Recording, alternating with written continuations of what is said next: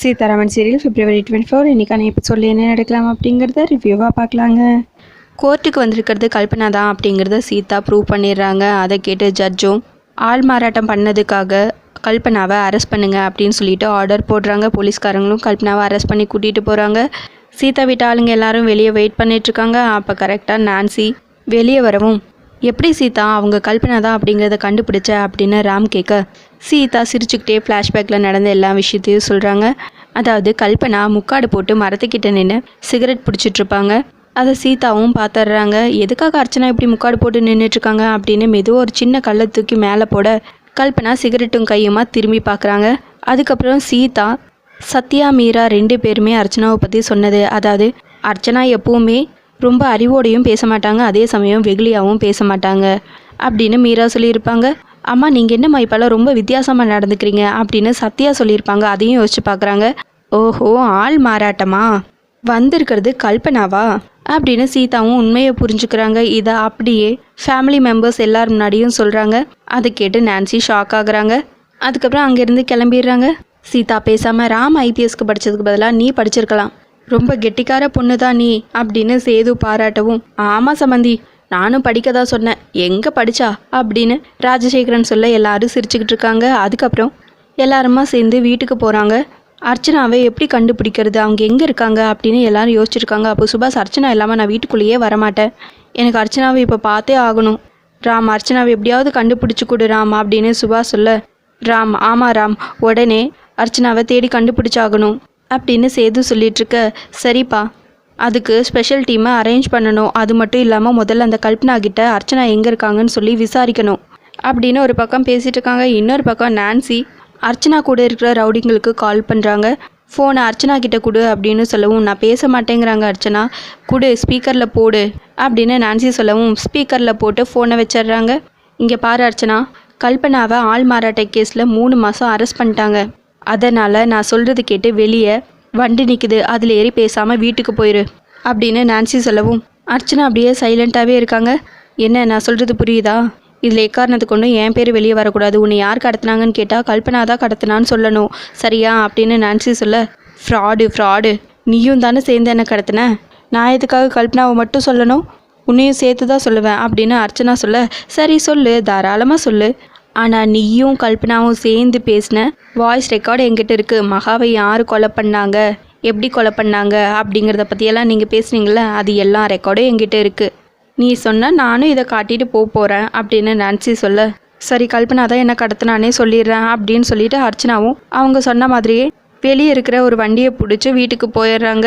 அங்கே அர்ச்சனாவை பார்த்ததும் எல்லாரும் அப்படியே ஷாக் ஆகுறாங்க. அவங்க 2 பொண்ணுங்களும் ஓடி வந்து அர்ச்சனாவை ஹக் பண்ணி அலறாங்க. அர்ச்சனாவும் கூட சேர்ந்து அலறாங்க. என்ன கல்பனா தான் கடத்திட்டா அப்படின்னு அர்ச்சனா சொல்லவும், என்ன கல்பனா கடத்தினாளா, நீங்களும் நான்சியும் தானே ஹோட்டலுக்கு போனீங்க, அப்புறம் எப்படி கல்பனா கடத்தினா அப்படின்னு கேட்க, இங்கே பாருங்க நான் ரொம்ப கொலை பசியில் இருக்கேன் சீதா, தயவு செஞ்சு எனக்கு சாப்பாடு போடுறியா, ரொம்ப பசிக்குது அப்படின்னு சொல்ல, சரி முதல்ல அவங்கள உள்ளே கூட்டிகிட்டு வாங்க அப்படின்னு சொல்லிட்டு சாப்பாடு போடுறாங்க. அர்ச்சனாவும் ரொம்ப வேகமாக சாப்பிட்டுட்டு இருக்காங்க. சரி இப்போ சொல்லுங்க, கல்பனா மட்டும்தான் கடத்தினாங்களா இல்லை வேற யாராச்சும் கூட இருந்தாங்களா அப்படின்னு கேட்கவும், ஆமாம் அவங்க கூட 2 ரவுடிங்களும் இருந்தாங்க அப்படின்னு அர்ச்சனா சொல்லவும், சரி வேற யாராச்சும் கூட இருந்தாங்களா, நான்சி அந்த மாதிரி யாராவது கூட இருந்தாங்களா அப்படின்னு கேட்க, உடனே அர்ச்சனாவுக்கு பொறையேறிடுது. இப்போ எதுக்கு நான்சியை பற்றி கேட்டால் மட்டும் உங்களுக்கு இப்படி விக்கல் வருது பொறையேறுது அப்படின்னு சீதா கேட்கவும், நான் தான் சொன்னல கொலை பசியில் இருக்கேன்னு சொன்னல, என்னை ஏன் இப்படி கேள்வி மேலே கேள்வி கேட்டுட்ருக்கீங்க அப்படின்னு அர்ச்சனா சொல்லிக்கிட்டே மனசுக்குள்ளே பேசாமல் ராம் ஐபிஎஸ் படித்ததுக்கு பதிலாக இவ படிச்சிருக்கலாம் போல, இப்படி பாயிண்ட்டாக கேட்குறா அப்படின்னு மனசுக்குள்ளேயே யோசிச்சுட்ருக்காங்க அர்ச்சனா.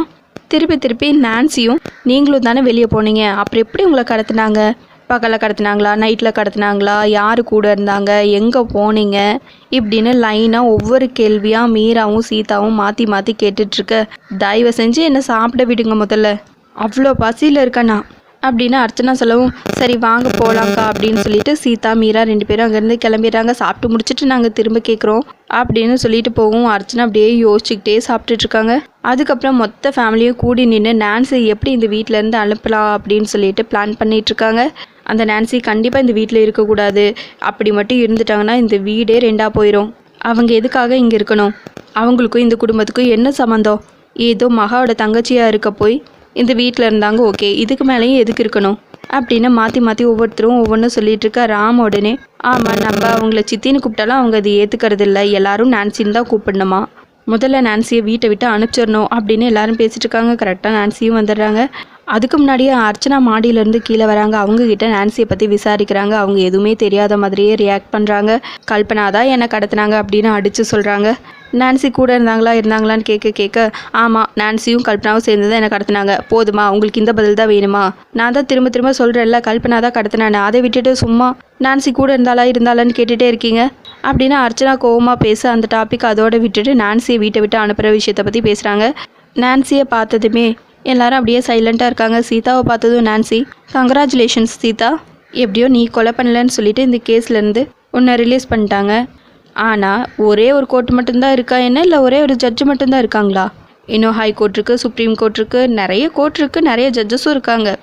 நான் என்ன நினைக்கிறேனோ அந்த தீர்ப்பை வாங்கி குற்றவாளிக்கு தண்டனையை வாங்கி கொடுக்காம நான் இந்த ஊரை விட்டு போக மாட்டேன் அப்படின்னு நான்சி சொல்லவும், நீங்கள் இதுக்கு மேலே இந்த வீட்டில் இருக்க வேணாம், நீங்கள் மகாவோட தங்கச்சி தான், ஆனால் நீங்கள் யார்கிட்டேயும் ஒரு அட்டாச்சோடு இல்லை, உங்களை உரிமையாக சித்தின்னு கூப்பிடக்கூடாது, நான்சின்னு தான் கூப்பிடணும், நீங்கள் வந்த வேலை முடிஞ்சது, நீங்கள் பேசாமல் ரிட்டன் லண்டனுக்கே போயிருங்க அப்படின்னு ராம் சொல்ல, சுபாஷ் அவங்களுக்கு ரிட்டன் டிக்கெட் போடுறா அப்படின்னு சொல்லவும், அதெல்லாம் போட்டுடலானே அப்படின்னு சுபாஷ் சொல்ல, என்ன டிக்கெட் கூட போட முடியாத அளவுக்கு நான் என்ன வறுமையிலையா இருக்கேன் அப்படின்னு நான்சி கேட்க எல்லாரும் அப்படியே சைலண்ட்டாக இருக்காங்க. என்ன கேர்ள்ஸ், நீங்கள் எதுவுமே சொல்லலை அப்படின்னு சொல்லவும், எங்களை பெற்றது வேணா அர்ச்சனா அம்மாவாக இருக்கலாம், ஆனால் எங்களை எல்லாம் வளர்த்தது மகா சித்தி தான், எங்களுக்கு ஒன்றுன்னு அப்படியே துடிச்சு போயிடுவாங்க. மகா சித்தி மாதிரியே நீங்கள் இருக்கிறதால தான் திரும்பவும் மகா சித்தியே வீட்டுக்கு வந்துட்டதா நாங்களும் ரொம்பவே சந்தோஷப்பட்டு உங்களை சித்தின்னு கூப்பிட்டோம். ஆனால் உங்களுக்கு அது பிடிக்கல, நீங்கள் பேசாமல் இங்கேருந்து போயிருங்க, லண்டனுக்கே திரும்ப போயிருங்க அப்படின்னு சொல்ல, இங்கே பாருங்கள், நான் லண்டன் ரிட்டன் டிக்கெட்டோடு தான் நான் இந்த ஊருக்கே வந்திருக்கேன், அதனால் என் வேலையை முடிச்சுட்டு தான் நான் இந்த ஊரை விட்டு போவேன்.